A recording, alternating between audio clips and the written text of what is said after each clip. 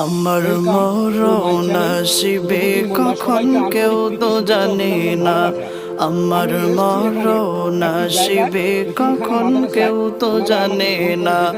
আমি চলে গেলে আমায় তোমরা ভুইলা যাইও না, আমি মরে গেলে আমায় তোমরা ভুইলা যাইও না। আমার মরণ আসিবে কখন কেউ তো জানে না, আমার মরণ আসিবে কখন কেউ তো জানে না। এই দুনিয়া চির জীবন থাকার জায়গা না, অন্ধকার কবরে যে আমার আসল ঠিকানা।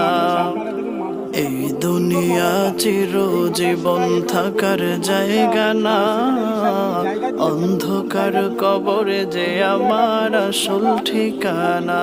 জায়গা ঠিক আছে, উনি চায় যে মাদ্রাসাটা উন্নত মানের মাদ্রাসা তৈরি করব আমি, ঠিক আছে। উনি প্রতিশ্রুতি দিয়েছে এই মাদ্রাসাটা বহুত বড় করার জন্য।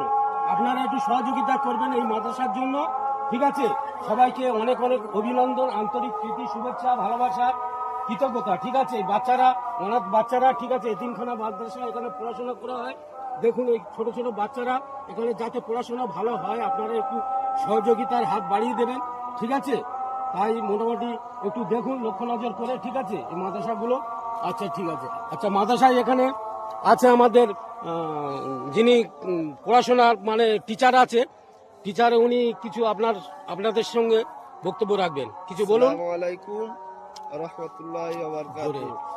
আমার এই মাদ্রাসা আজ 3 বছর হয়ে গেছে।